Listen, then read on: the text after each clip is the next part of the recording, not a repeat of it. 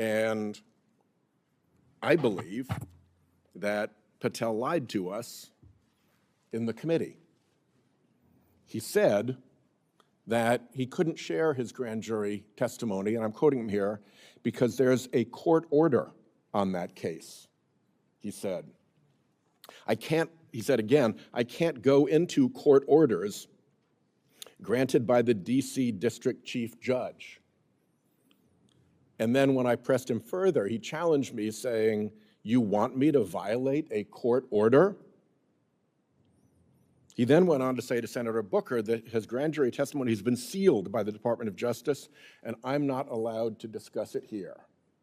Well, as it turns out, none of that was true. All of that was false. What you just witnessed wasn't politics. It was a dissection. Senator Sheldon Whitehouse didn't just ask questions. He cut straight into the heart of accountability. His target, Kash Patel. Under oath, Patel claimed his grand jury testimony was sealed by court order, but the judge in that case had said no such restriction existed. That wasn't a mistake. That was deception. Then Patel shifted again, saying the transcript had already been released. Whitehouse revealed no such transcript exists. Two different lies, both under oath right in front of the Senate. And that raises a haunting question. How does someone with this record, someone who has pleaded the fifth to avoid incriminating himself, even get considered for leadership at the FBI? The answer speaks to something bigger than Patel. It speaks to a system where loyalty to Trump trumps loyalty to truth. Whitehouse's warning was clear. If lies at the highest levels go unchecked, then justice itself is at risk. My comments today about FBI chiefs testifying honestly and not lying to Congress are particularly relevant in light of your opening statement.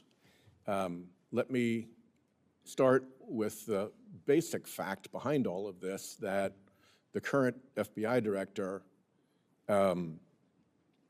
pled the fifth in the matter where he ended up providing grand jury testimony. We've never had an FBI director come through this committee who had pled the fifth before. As you know, when you plead the fifth, to do it honestly, you have to have a good faith belief that your testimony would subject you to criminal liability, which meant if Patel was being honest, he had a good faith belief that his testimony would subject him to criminal liability. As that went forward, he ended up getting immunity from the government in order to testify. If this were a court, a civil court, a judge would allow an adverse inference to be drawn against the witness who had asserted the fifth. In Patel's proceedings, we were never even allowed to get to the bottom of the grand jury testimony. Why he pled the fifth, what he said, all of that was papered over as he went through this committee to confirmation.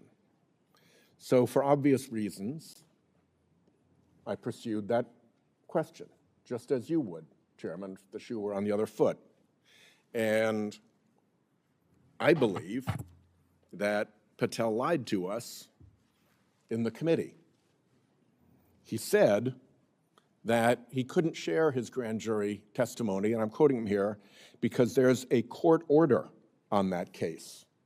He said, he said again, I can't go into court orders granted by the DC District Chief Judge. And then when I pressed him further, he challenged me saying, you want me to violate a court order? He then went on to say to Senator Booker that his grand jury testimony has been sealed by the Department of Justice, and I'm not allowed to discuss it here. Well, as it turns out, none of that was true. All of that was false.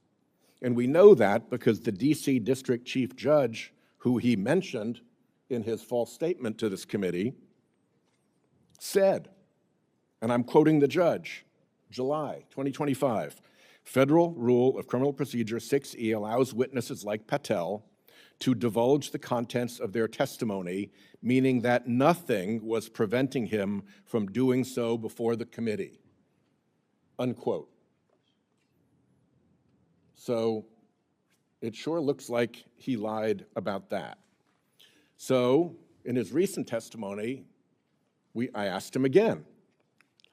And now he offered the committee a new and different lie, which is that he had released the transcript already. He said, first of all, I'd love my grand jury testimony to be released. I want it made public. And then he said, I wanted the transcript released, and I will get it to you, sir, to me. I wanted the transcript released, and I will get you the transcript. He said to me, we can confirm that pursuant to my action, that grand jury testimony has been released, the transcript. He said the transcript has been released publicly. He told Senator Booker, well, I don't have the grand jury transcript. That's why I released it.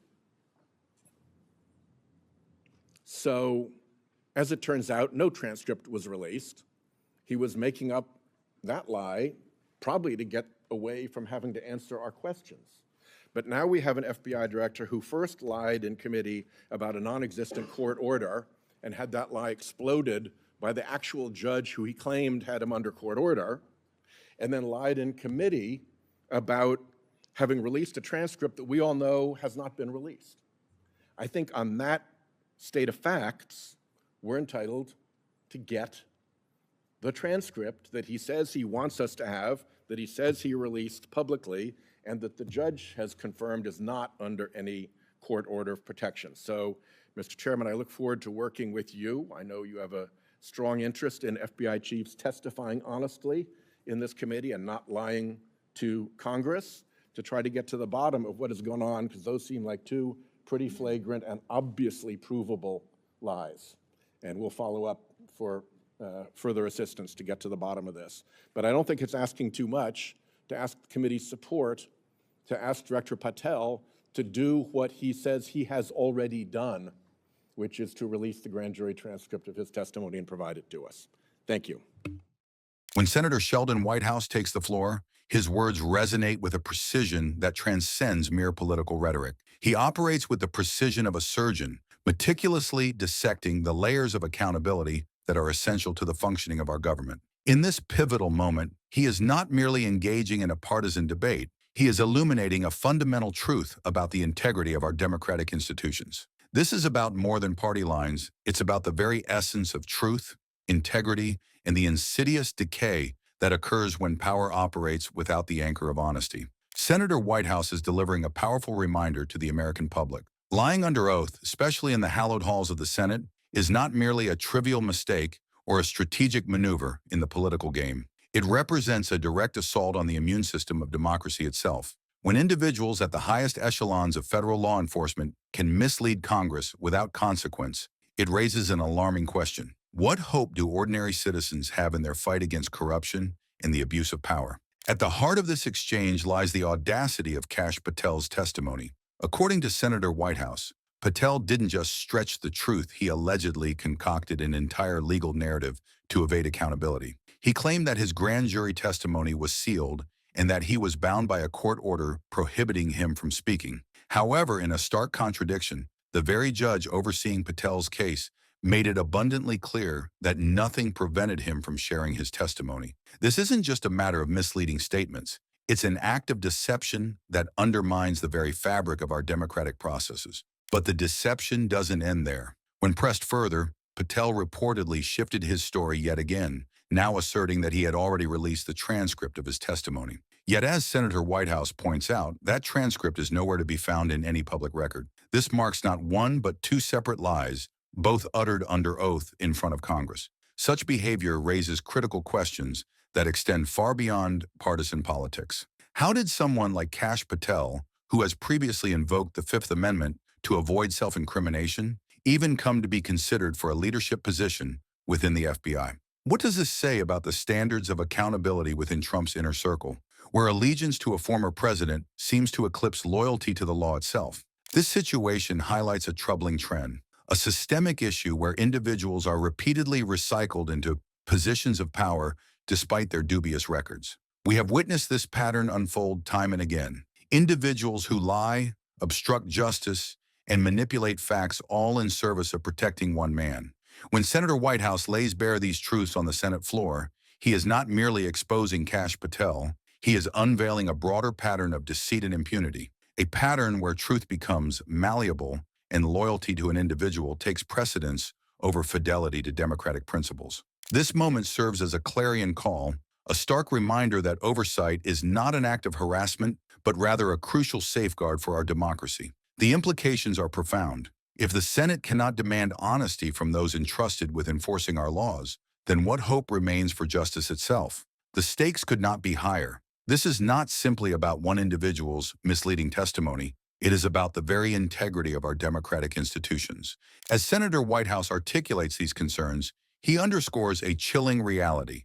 When someone lies to Congress, it transcends political maneuvering. It constitutes perjury. The truth is not a commodity owned by any one party. It belongs to the American people. And right now, they deserve nothing less than complete transparency regarding Kash Patel's testimony. No more excuses. No more political games. In this age where misinformation runs rampant and accountability seems increasingly elusive, it is imperative for all citizens to remain vigilant. We must demand clarity and honesty from our leaders, regardless of their political affiliations. The fight for truth is not merely a partisan battle, it is a fundamental struggle for the soul of our democracy. The implications of Patel's alleged deception extend far beyond his individual actions. They raise questions about the broader culture of accountability within our government institutions. If we allow those in power to evade responsibility for their actions, we risk normalizing a culture where dishonesty becomes commonplace and integrity is rendered obsolete. As we reflect on this moment, let us remember that oversight is not just an obligation for lawmakers. It is a responsibility shared by every citizen. We must hold our representatives accountable and demand that they uphold the values that underpin our democracy. We must insist that truth prevails over falsehood and that integrity triumphs over deceit. Stay tuned to Liberal Lounge, where we strive to cut through the noise and follow the facts relentlessly. Our commitment is to hold power accountable, regardless of who stands behind the lies. If you believe that truth still matters, join us in this vital mission. Subscribe, like, and share this message far and wide. Together, let us champion the cause of honesty and integrity in our government, ensuring that accountability remains at the forefront of our democratic ideals. The time for action is now. Let us stand united in our pursuit of truth for the sake of our democracy and for future generations.